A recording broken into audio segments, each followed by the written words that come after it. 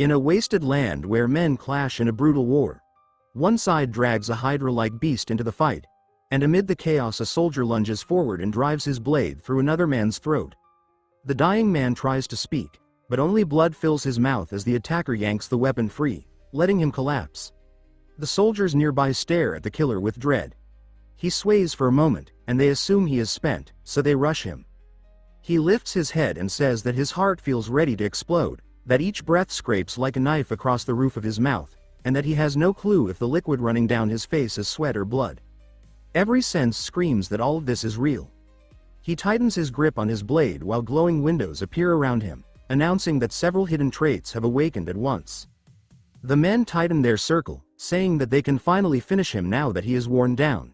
He shouts that this is reality. Then the scene cuts to his room, messy and cramped. As he sits at his desk, he gets a game over screen in size, asking what kind of garbage game this is. He says that his life is far from productive. He explains that he plays games during the week while everyone else works. Ever since he quit his job a few months earlier, he shut himself away and lived like a full-blown gaming addict. He admits he was already like this even before quitting, which means he has lived this way for nearly 5 years. 5 years poured into one single game. His life has become legendary in the worst possible way. The game he obsessed over is called Pangea. It had a brief burst of fame when he first started, thanks to its wild promise that anyone who cleared it would be granted a single wish. He says that this gimmick drew in bored players with too much free time, but every last one of them failed. 5 years passed without a single clear. The player count shrank until there was no one left. When he logs off, the game reports 0 players online. He says that if Pangea were real, people would grind forever. But the truth is that the game became infamous the moment it launched. Bosses feel impossible, companions betray you at random, and named NPCs hunt you down the moment you earn a bounty. If they target your character, you are done. Worst of all, death wipes everything. Permanent loss. A forced hardcore mode. The game is absurd. Its difficulty crushed its short-lived popularity, and by now it feels as if someone deliberately wants to stop anyone from clearing it. He had built a character with 8 of the 15 known unique items. 5 years of effort vanished in an instant.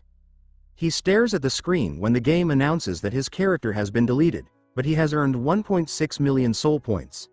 He blinks, shocked. The unique items gave him an enormous payout, considering all his previous characters combined barely earned 80,000. He then explains how soul points work. Soul points match the value of the deleted character. You spend them when creating a new one, and the more you invest in a talent, the smoother the growth. He says that he once invested 10,000 into sword talent, and that character died with the title Grand Master of Swordsmanship. 10,000 is the cap for any single talent, and with this many points, he could max out everything. Normally, he would put everything into magic for a more stable run, but he already knows he will never clear Pangea. So he decides this final character will be the one he simply enjoys before uninstalling forever. As he moves to click the button, a memory surfaces. A woman stands before him, apologizing. This is where we finally learn his name, Hyunmung. She says she is sorry. He asks what she means, and she tells him he is a good person, but she cannot date someone with no future. She reminds him that she is at the age where she needs to think about marriage. He looks stunned but stays silent, because deep down he knows she is right. She explains that all her friends are marrying successful men with stable paths ahead. Meanwhile, he does nothing but sit at home. She glances at him and grows more disappointed that he does not even try to stop her. She sighs, says that she will leave now, and hopes he finds a good life. This happened 3 months earlier. They had been together for more than 5 years, and she ended it without mercy. Afterward, he quit his job in a rage and locked himself away, drowning himself in games. Back in the present, he clicks random, saying that he has humiliated himself enough. He begins pumping soul points recklessly into every stat and talent. Then something unusual appears. A message stating that a hidden piece has activated. He frowns, saying that he has never seen the game congratulate anyone or invite them to anything called Pangea. A strange sensation washes over him. It feels pleasant at first, but then it twists violently. His heart pounds. A voice screams in his head, wishing for all the worlds he created to burn and calling someone a wicked god. Pain erupts in his skull. He clutches his head, asking what is happening, and collapses. The screen glows red instead of blue. A message declares that something brighter than light and darker than darkness now moves between creation and destruction, and that it hopes he finds happiness in Pangea. When he opens his eyes again, a whip cracks across his back. A man shouts at him to get up immediately, calling him a worthless slave and threatening to feed him to the High Dragon if he falls again. Hyunmung stares in confusion at the creature, then at the rows of trembling slaves around him. His hands shake at the sight of the High Dragon. The man hits him again, ordering him to return to formation unless he wants to die. Still disoriented, Hyunmung obeys. He says that he recognizes the High Dragon from Pangea. This place also looks familiar. So he mutters status window, and to his shock, it opens. Every stat shows a clean 12. Dozens of hidden talents and traits fill the display. The truth strikes him. He is in the game. His pulse quickens. Then confusion hits. Stats should range from 1 to 10, depending on soul point investment. That does not account for the 13 hidden traits he now carries. The ground trembles. He looks up and sees one of the slave traders turning pale as an army approaches from the opposite side. The army of the Desert Queen. They have broken the non-aggression pact and launched an attack. The queen rides another High Dragon. He recognizes the title Snake Princess, saying that he has definitely heard it before. A new window appears. The main quest has generated. He wonders what it will demand of him, but the message is painfully simple. Survive. Rewards depend on the outcome, and one warning flashes at the bottom, stating that if he dies in this world, his real body will die too. His heart pounds as a sudden wave of arrows whistles through the air, cutting down every slave and trader around him. He freezes in shock until one arrow grazes his cheek, snapping him back to reality. A hidden trait stirs within him, something called Heart of the Iron-Blooded Monarch. This trait only awakens when every physical talent reaches its peak. It wipes out exhaustion, sharpens awareness, and lets him assess danger in an instant. He glances down and notices a fallen trader's sword beside a ring of keys. He tells himself that staying put means death, and he has to live. As he fumbles with the shackles, someone lunges at him from behind. Hyunmung catches the blade with his bare hand. Light bursts from it at once, and he swings in one smooth arc, tearing past the attacker and slicing him apart. Another hidden trait kicks in. Weapon Master. A surge of blue aura floods from him. More men charge. Hyunmung watches one soldier stab for his head. He slips aside, cuts the spear tip clean off, and kills the man in the same motion. As the broken spearhead spins through the air, he snatches it and remarks that even with a weapon he has never touched, he can wield it like a veteran. He hurls it into the chest of another soldier. Someone roars and brings an axe down toward him. Hyunmung leans back, saying that this is not all, because now he can also see every possible path that weapon will take. He presses his sword under the axe's arc, redirecting it with effortless ease. A faint blue line guides him toward an opening, and he admits that if he can see the enemy's paths, he can also see the lines for his own attacks. He darts forward and drives his blade into the man's heart. Before the body falls, he catches the axe and lifts it. The man barely has time to scream before he collapses. Hyunmung tightens his grip on both weapons. More enemies surround him, whispering that he is a monster, that they assumed the entire expedition was too injured to fight. Another trait activates. Masterful Hands. It boosts weapon proficiency at a ridiculous pace. His sword and spear mastery leap straight to level 6. He stares at the window, astonished, noting that 10 is the cap, and 6 is already the level of a renowned knight. He mutters that hidden traits really are on a different scale. Even surviving this long a level 1 would have been impossible without them. But even miracles have limits. Nearly 500 soldiers crowd the battlefield. He wonders how he is supposed to survive this, saying that this quest is ridiculous. A memory follows. The Snake Princess kneels before a woman seated on a throne. The woman says that this must mean the Demon World expedition failed, and asks if that is true. The Snake Princess confirms it. The woman says that if it becomes known that the desert city of Feysalmer did not join the expedition, the Central Continent's fools will blame the entire disaster on them. To prevent that, every witness must be erased. She orders the Snake Princess to head to the Kultzman Desert and kill any surviving members of the expedition, along with anything linking Feysalmer to the mission. If she performs well, the woman promises to remove her curse. The Snake Princess reluctantly accepts, and the woman warns her not to fail. That is how she arrived here, to this battlefield. A soldier reports to her, saying that one slave is still alive. She seems intrigued.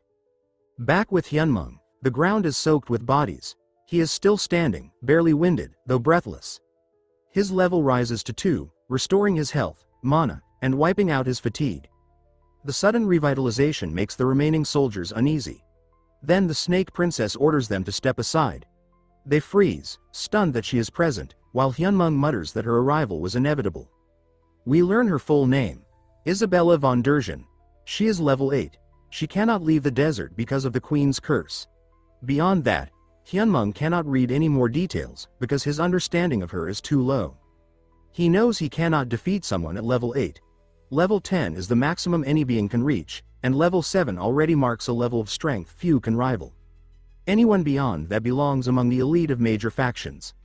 Level 8 is practically the tier of legendary bosses. Facing someone like her here feels absurd. But then he notices the note about her curse keeping her stuck in the desert. An idea sparks. She steps off her high dragon and walks toward him, saying that his little performance was amusing, but he needs to die now. She reaches for her blades. He thinks back to why he stuck with a game infamous for its merciless difficulty. He always found ways to clear the toughest challenges. He admits he has always been one of those players who chase punishment for fun. And he believes he knows how to beat this. As she darts forward, aiming straight for his skull, he asks if she wants her curse lifted. She halts so sharply that a shockwave ripples through the sand. She hesitates. She leans close, demanding to know who he is. He claims that he reads the stars and guides people to them, that he is the Starbearer. He says that he can free her from the Queen's curse.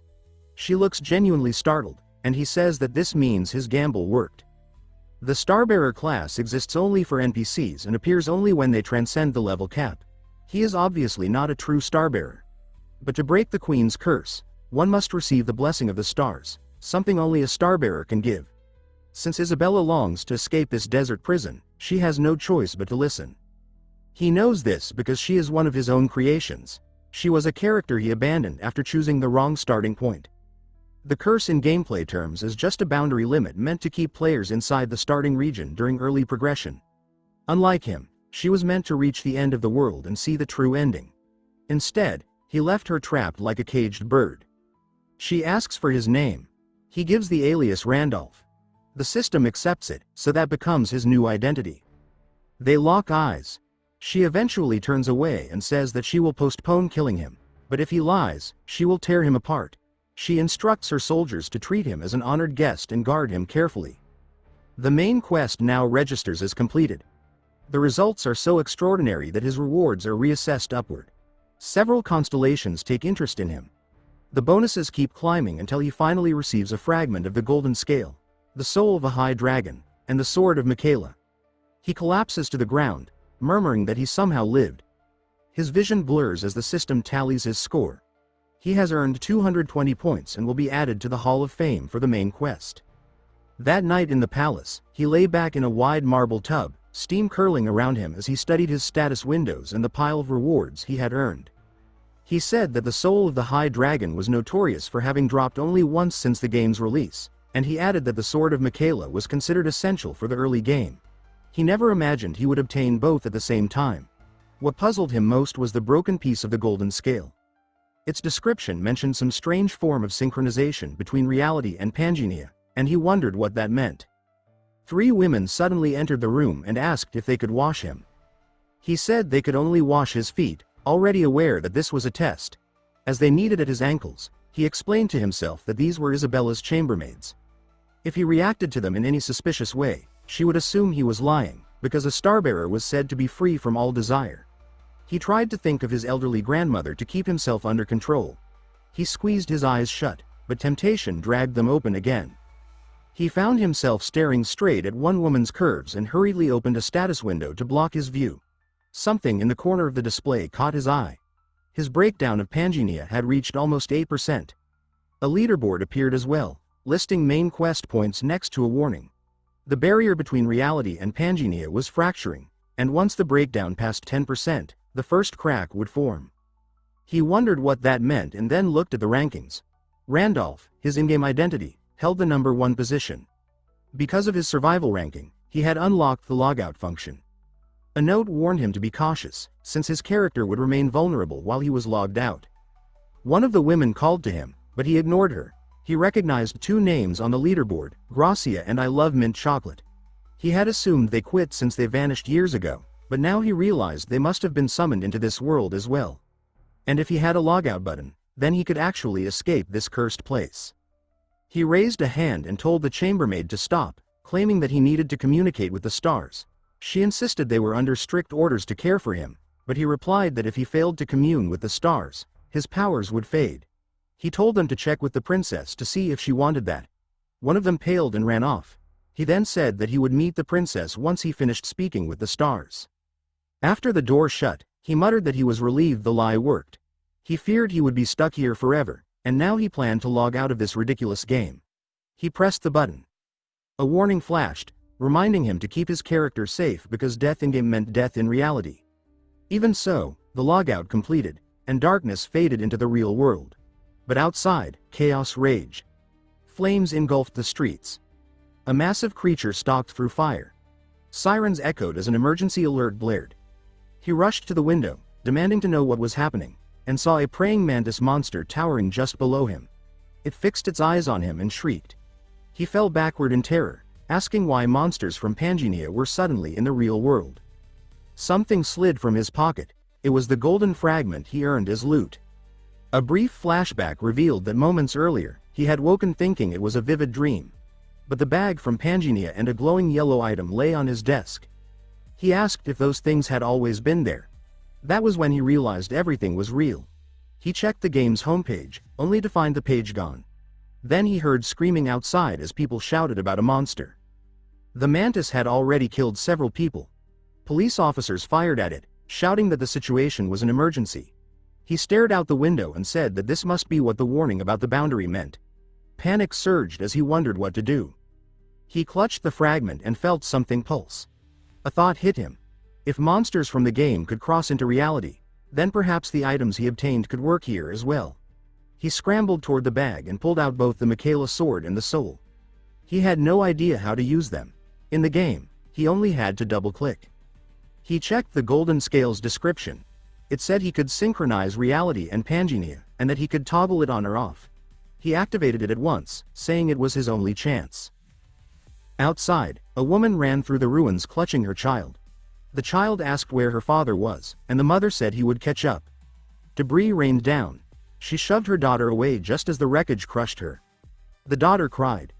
The mother begged her to run. Another woman rushed in barefoot, stockings torn, asking if she was all right. The injured mother insisted she should take the child. Realizing her wounds were fatal, she apologized and said she would protect them until her last breath. She lifted her head and saw the mantis charging toward them. She sat frozen, whispering that this must be the end. A blur sliced past.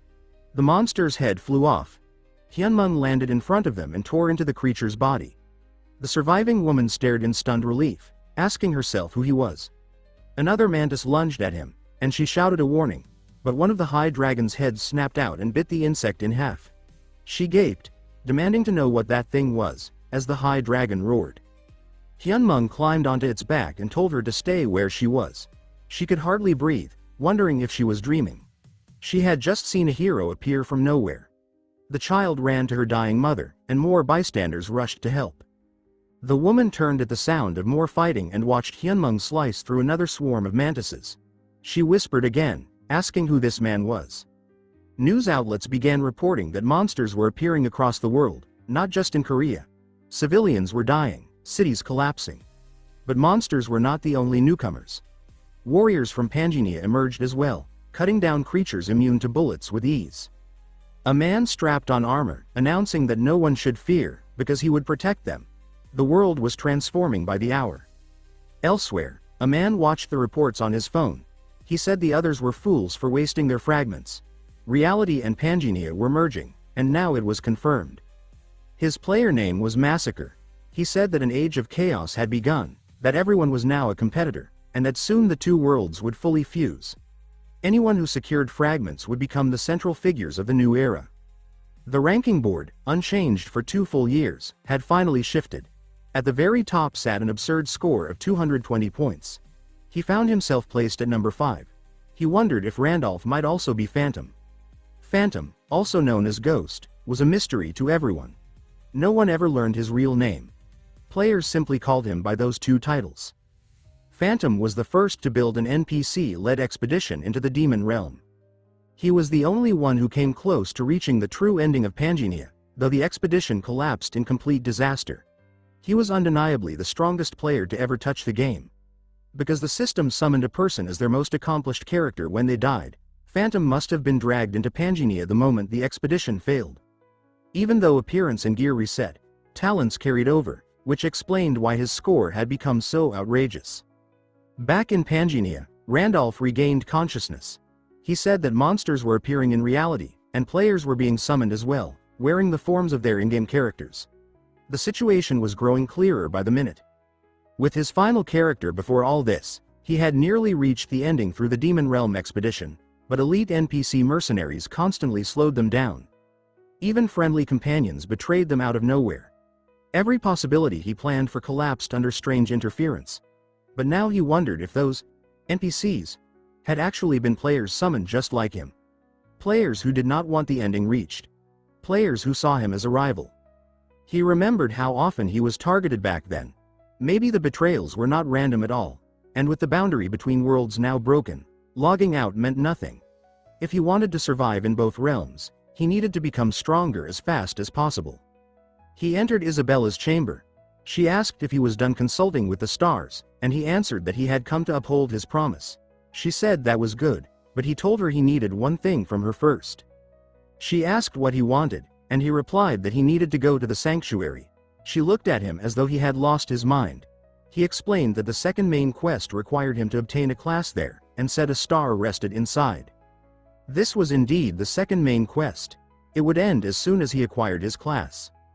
Sometime later, they arrived at the sanctuary. Isabella waded through a pool of blood. She had wiped out an entire defensive squad in minutes without suffering a single injury. Randolph said that it only took her a few moments to eliminate them all, and admitted there was no ally more dependable. A flashback followed. Hours earlier, when he told her he needed to visit the sanctuary, she demanded to know what he meant by claiming a star was hidden inside. He answered that it was exactly that. Hidden. He said he discovered the fourth star by chance while training his previous character, and he might be the only person alive who knew its exact location. To lift her curse with the blessing of the stars, he needed to obtain it. She warned him that the sanctuary was off limits to almost everyone, and assisting him would bring severe consequences if discovered. He reminded her that she could enter freely, and said that time was running out. If she wanted even a small chance to escape the desert, she had to decide now. Back in the present, he admitted that if he failed to convince her, the head lying in the dirt would have been his.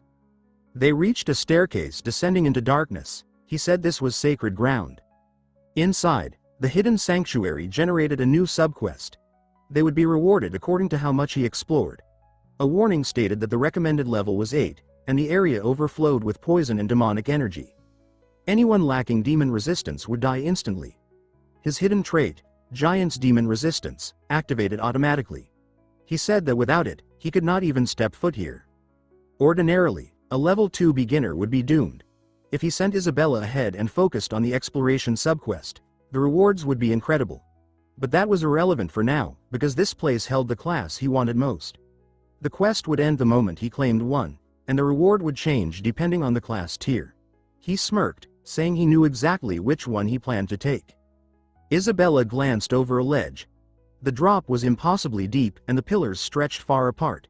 She gave a short laugh and said they had taken the wrong route, remarking that even a starbearer could make mistakes. When he asked where she was going, she said that this was clearly a trap. The downward air currents would sweep away anyone foolish enough to cross. She claimed that his failure to notice such a basic trap was pathetic. He asked if she was scared. He said he did not expect someone like her to fear anything. Her pride flared immediately. She said she knew nothing of fear and reminded him she was the Snake Princess. He answered that she seemed awfully timid to him, which annoyed her deeply. She declared that the odds of this being a trap were high and added that she suddenly had a cramp in her leg. He said that there was no helping it and that she should hop onto his back. She stiffened, asking if he had a death wish. He calmly said she just claimed to have a cramp and that time was short. At dawn, the dead warriors would be discovered, suspicion would fall on her, and the Queen's pursuit squad would hunt her. Rather than delaying out of fear, it made more sense to move now. She hesitated but finally climbed onto his back, grumbling that it was only because of her leg. He replied in a flat tone that of course it was. He told her to hold tight. Instead of heading toward the pillars, he sprinted straight into open air. She protested that he was running the wrong direction and that there was no path here. Then he leapt off the edge. A hidden trait, mutant, activated. It let him see every secret invisible to ordinary eyes. He stepped onto an unseen walkway, startling her. He said this was the true path. She asked how he knew a route even she, the second in command of Faysalmer, had never learned. She noted that he walked through a sanctuary filled with poison and demonic energy without even breathing hard. Far too many strange things happened for her to chalk it up to Starbearer powers. He told her he never realized she was afraid of heights. She snapped at him to be quiet, but she also found it strange how he moved with absolute ease beside her. It was more than confidence. It felt like he was greeting someone he had known for years. She demanded to know if they had met before. He said they had never met in the same place. She asked why he spoke in riddles. He explained that he had seen her, but she had never seen him. He pressed his palm against a wall that began to shine. The whole chamber warped around them until a vast holy space appeared, worthy of the name Sanctuary. Randolph explained that a barrier surrounded the entire region, and only those who followed the correct path could see the truth. If he remembered correctly, the next part would be even worse. Red eyes lit up in the darkness. The ground trembled as several golems rose, leaking murderous intent. He said that these were the guardians. Judging by the rune size on their chests, they were upper-tier golems. At his current level, even a graze would kill him instantly. He asked Isabella if her cramp had improved. She told him to keep talking from a safe distance. The golems charge. One drew back its massive fist and swung at her.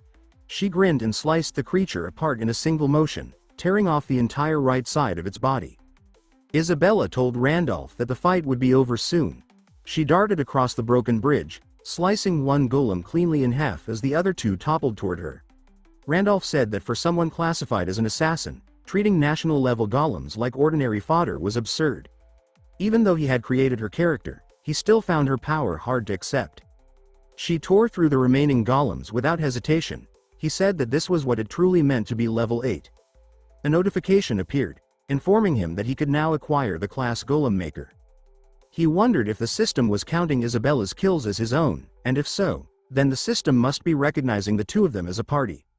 Summoner-type classes were rare in Pangenia, and Golem Maker ranked at least in the high tier. Still, it wasn't what he was here for, so he declined it. He said that the one capable of granting him the class he actually wanted was something else entirely. A purple haze spread across the sanctuary. Isabella scanned the shadows in confusion. A colossal figure emerged behind Randolph.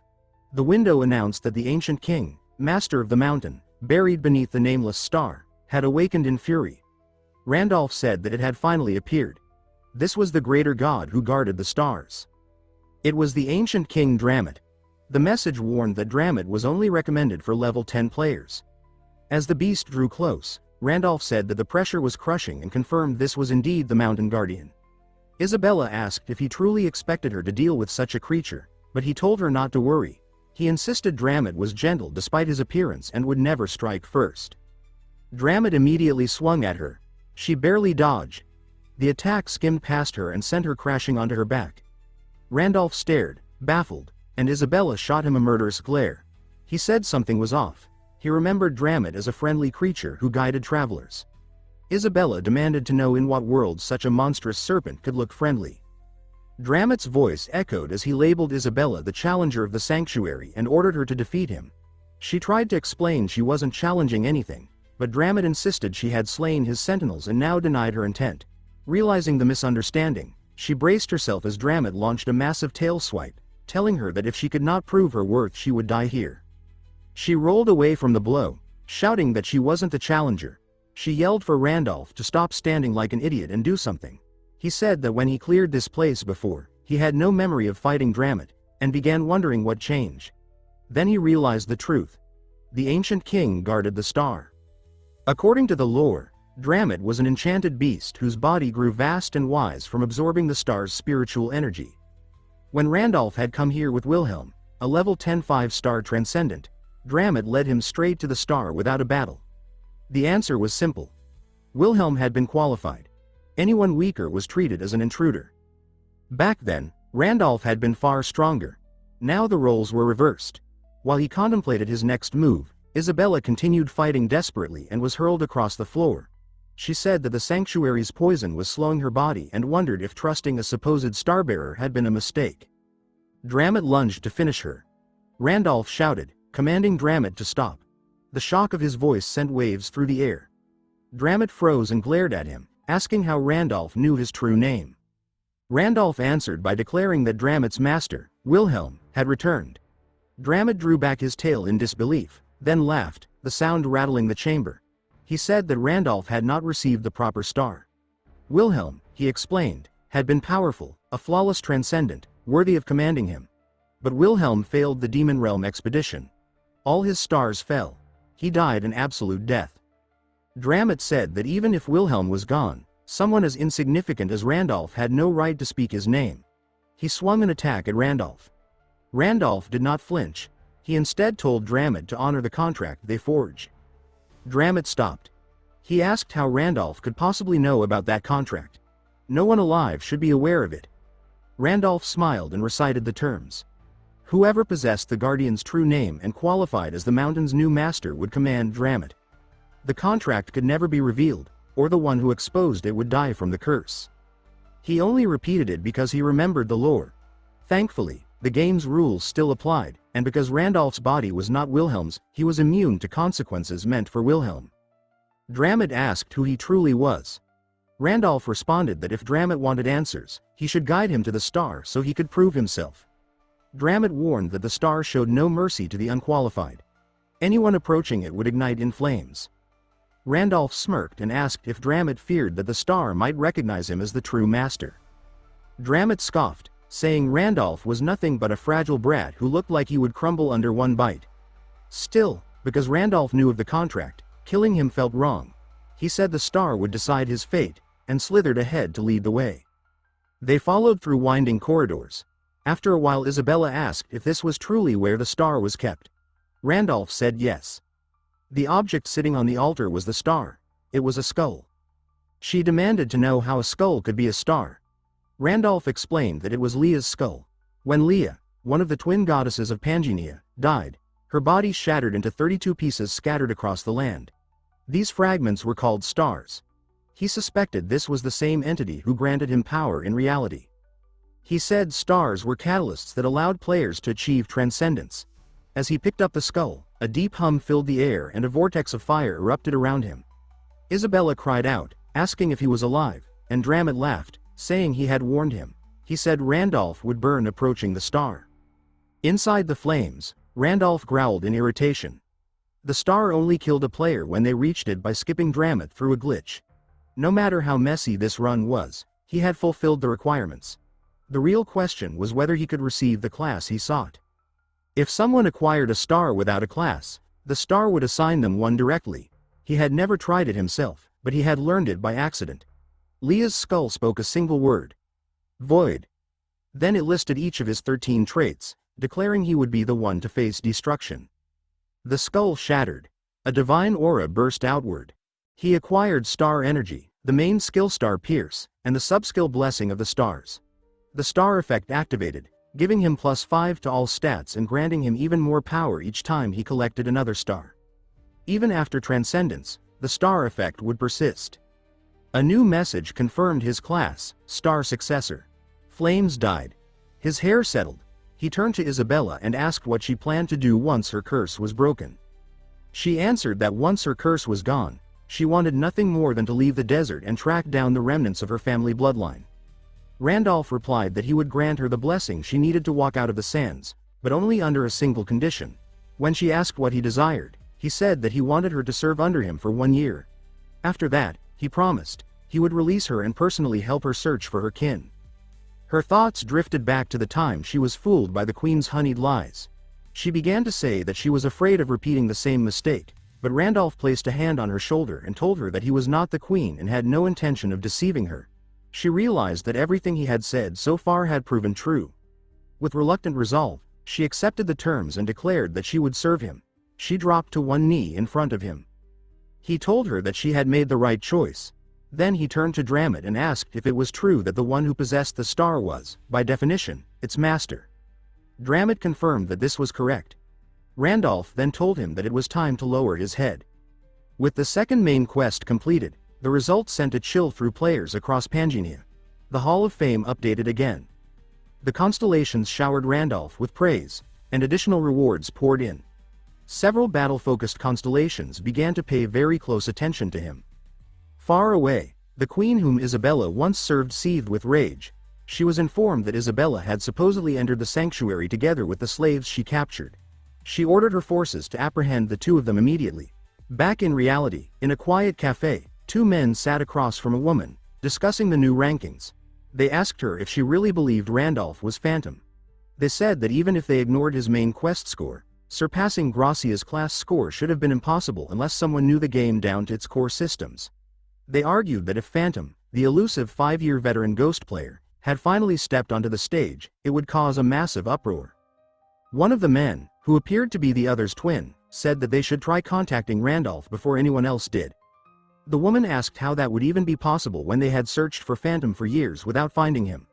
One of the brothers replied that up until now, Phantom had not been a player in the conventional sense, but now that he was officially in the system, there had to be a way to reach him. They suggested that they could try fishing for him. Since the secret auction hall had opened as a reward for Main Quest 2, they reasoned, Phantom would almost certainly use it. The woman pointed out that Randolph would need a massive amount of gear if he wanted to place first in Main Quest 3, so a baited setup might work. They reviewed how fishing worked in the secret auction hall. Players could sell items to one another there.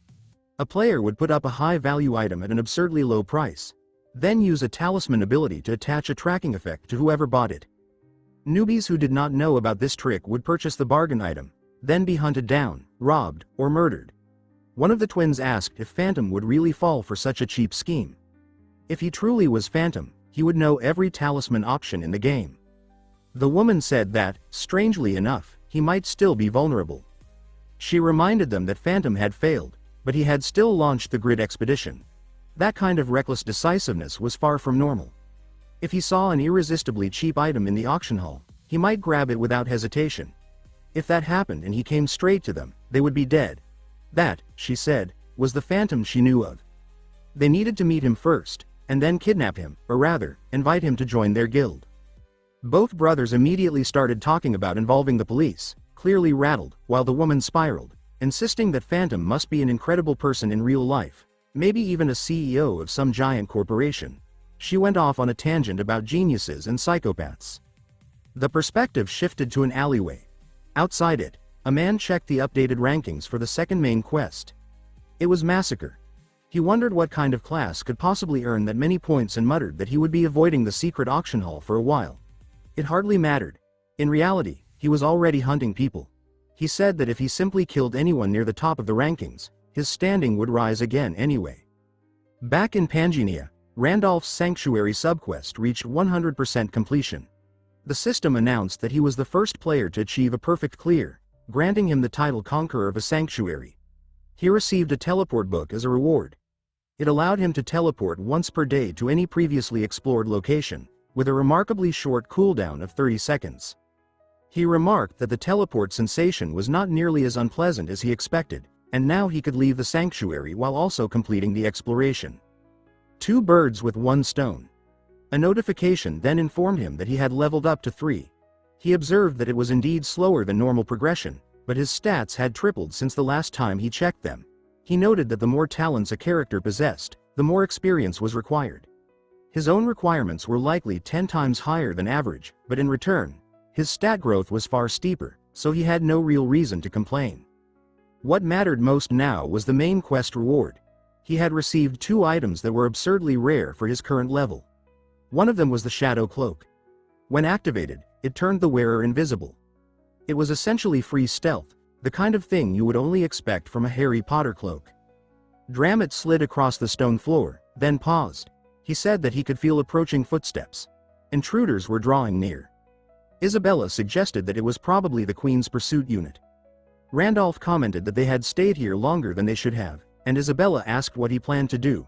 She added that while the Queen herself would not come, the squad would bring a sizable army. Even with the mountain guardian present, she doubted they could handle so many. Randolph reminded her that Dramit was the guardian and said there was no reason they should be the ones fighting. She realized that he was right. He shouted to Dramit that they were counting on him and told him not to slack off. A moment later, distant screams echoed through the sanctuary. People howled about a gigantic serpent appearing in front of them. Isabella asked if it was truly acceptable to just leave things like this. Randolph pointed out that she herself had said the queen was not coming. That meant it would be fine. He reasoned that the entire pursuit squad would never fit in the sanctuary anyway. Most likely only the vanguard force had arrived. If they let themselves get pinned here until the main force surrounded the sanctuary, they would never escape. Since the squad was after them specifically, it was better to run now. Isabella admitted that she had almost misunderstood, thinking he was abandoning Dramit because the guardian was useless. Randolph clarified that Dramit simply could not leave the sanctuary. Their only option was to flee. To escape the desert, they had to use the warp gate at its edge. With her curse lifted by the blessing of the stars, Isabella could now pass through it. The issue was that the gate required time to activate. She stated that once they passed this point, they would be out of the desert. He answered that this was true, but the gate needed roughly half a day to fully power up. There were no real hiding places in the dunes. Ideally, the entire pursuit squad would be drawn into the sanctuary, but in reality they would track him and Isabella.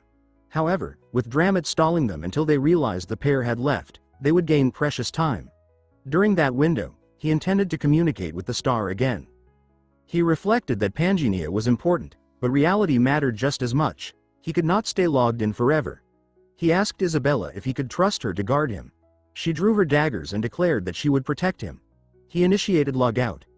The system reminded him to keep his character safe and to be cautious when dealing with the auction house. He opened his eyes in reality and admitted he still was not used to the sensation of slipping out of Randolph's body. He checked his phone and saw no alerts or warnings. He concluded that no new monsters had appeared yet. He still did not fully understand the mechanics of the merging boundary, but he knew more creatures would eventually spill over, and the existence of other players in reality worried him.